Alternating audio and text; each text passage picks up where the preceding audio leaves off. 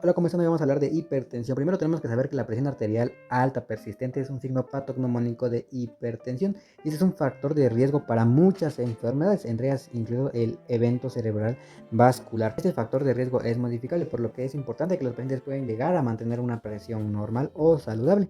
En los pacientes hipertensos, el 90% tienen una hipertensión esencial o primaria, donde se desconoce la causa primaria de esta hipertensión y solamente el 10% de las personas que tienen hipertensión padecen la hipertensión secundaria, donde hay una causa identificable de esta elevación de la presión arterial.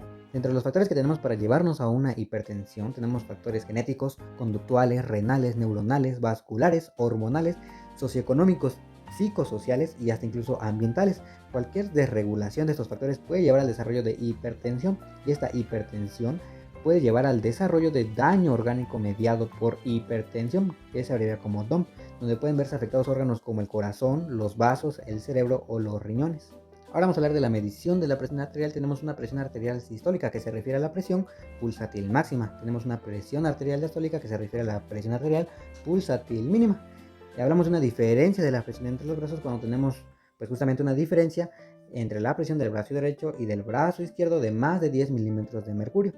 También podemos hablar de una hipotensión postural o hipotensión ortostática cuando hay una disminución de la presión arterial al estar 5 minutos sentados o acostados y después pasar a estar parados durante 1 a 3 minutos. Aquí puede haber una disminución de hasta 20 milímetros de mercurio en la presión sistólica y de hasta 10 milímetros de mercurio en la presión diastólica.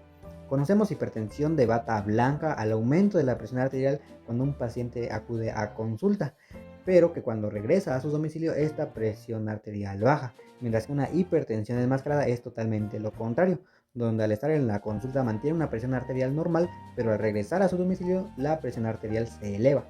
Los pacientes pueden medirse la presión arterial en el domicilio.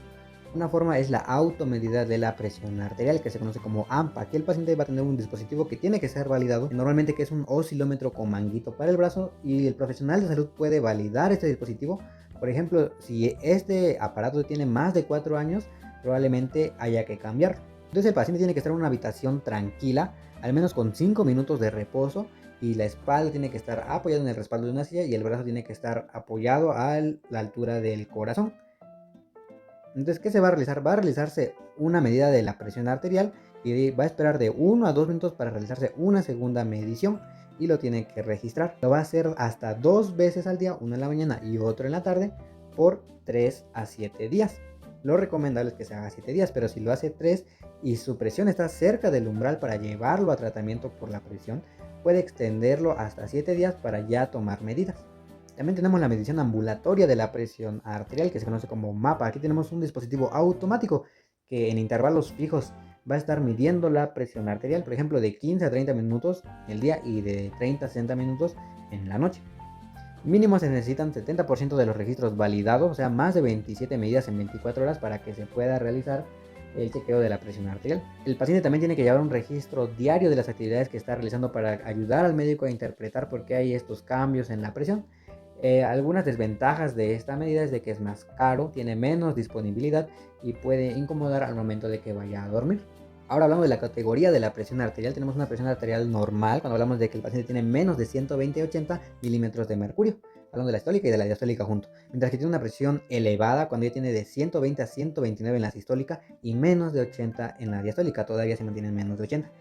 Ahora, se considera hipertensión etapa 1 cuando en la sistólica ya llega a presentar de 130 a 139, mientras que en la diastólica puede llegar de 80 hasta 89. Y se considera hipertensión de etapa 2 cuando ya la presión es igual o mayor a 140 en la sistólica e igual o más de 90 en la diastólica. ¿Qué puedo hacer yo como persona para mantener mi presión en unos niveles saludables?